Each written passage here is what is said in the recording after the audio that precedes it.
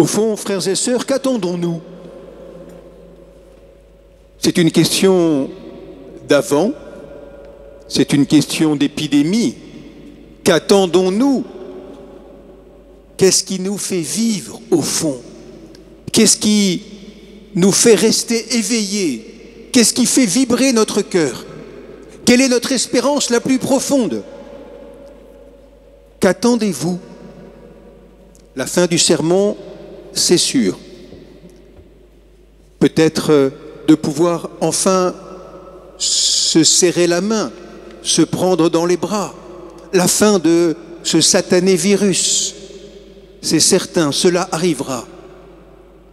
Peut-être attendez-vous l'évolution d'un profil de carrière, un métier qui soit plus dans vos cordes, une communion plus forte, un pardon dans votre famille, le mûrissement d'une relation.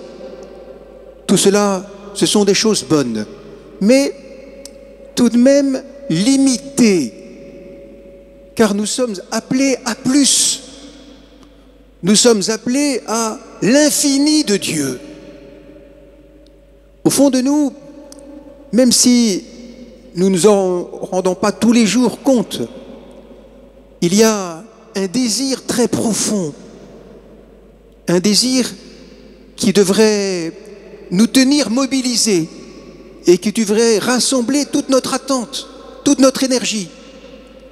Ce désir profond qui habite en chacun de nous, qu'il nous faut retrouver en ce temps de l'Avent, c'est le désir de ce bonheur vrai, durable, éternel, profond.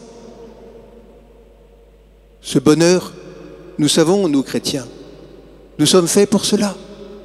Et nous savons que c'est en Dieu seul qu'il a sa source.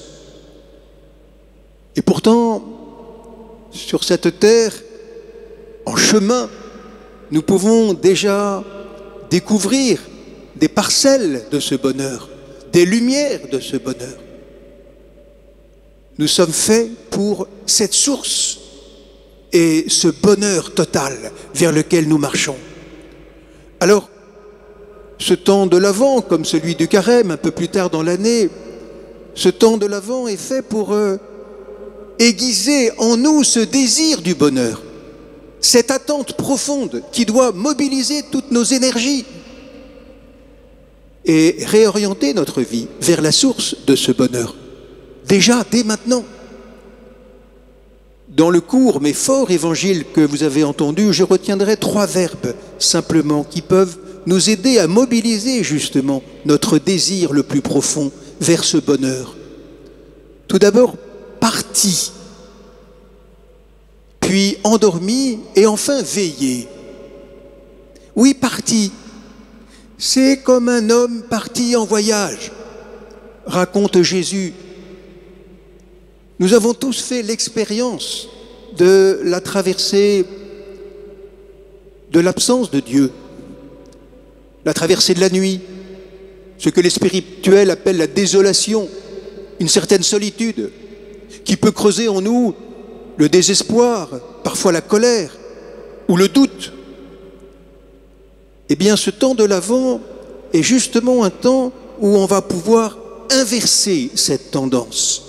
Oui, peut-être nous expérimentons à certains moments dans notre existence cette absence de Dieu. Où est-il?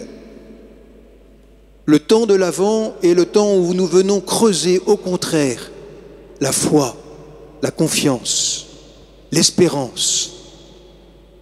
Oui, demandons cela avec la Vierge Marie en ce temps d'Avent. Elle ne savait pas exactement tout ce qui allait se passer en acceptant d'être la mère du Seigneur, la mère du Sauveur. Et pourtant, ce qui l'a habité, c'est cette confiance totale dans le dessein de Dieu. Nous sommes, frères et sœurs, quels que soient les événements, entre les mains de Dieu, c'est là notre espérance fondamentale. Endormi. Que le maître de maison ne vous retrouve pas endormi lorsqu'il viendra. Lorsque nous dormons, nous n'entendons plus rien, nous ne voyons plus rien, nous ne sentons plus rien. Nous sommes comme coupés du monde. Et dans la Bible, le sommeil est comme le symbole de la mort et même du péché. Le péché nous entraîne à ne plus nous rendre compte de la vérité qui est autour de nous, à plus nous rendre compte du monde qui se déroule autour de nous. Le péché nous enferme. Le péché, comme un sommeil, peut nous faire manquer les moments importants de notre existence, manquer les carrefours, manquer les décisions, manquer les choix. Le péché nous rend aveugles, le péché nous rend sourds. Alors, nous sommes invités à être réveillés pendant ce temps de l'Avent pour pouvoir lutter contre ce péché, à ne pas manquer les occasions de faire le bien, de grandir, à ne pas manquer la grâce, à ne pas manquer la rencontre. Alors, veillez, oui, voilà la solution proposée par le Seigneur lui-même. Plusieurs fois dans cet évangile, il y a ce verbe si fort, je le dis à tous, veillez. Voilà le chemin préconisé par le Christ lui-même. Veillez pour chasser les désirs parasites, pour chasser les désirs superficiels et retrouver au fond de nous-mêmes la vérité de notre existence, la vérité de notre destinée, ne pas manquer la grâce, ne pas manquer la rencontre et finalement veiller pour apprendre à vivre, car nous sommes faits pour cela, vivre. Vivre, non pas vivoter, non pas survivre, mais vivre pleinement, totalement, vivre pour aimer. Voilà le chemin du bonheur.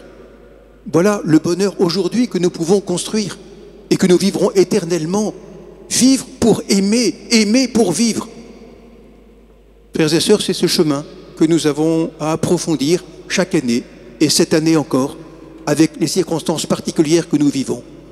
Apprenons à être totalement investis dans ce que nous faisons, même en ayant ce sentiment d'absence de Dieu parfois, en ne restant pas endormis, mais en étant des veilleurs, des sentinelles de l'aurore pour accueillir la grâce qui vient, qui nous apprend à vivre totalement, profondément, en aimant.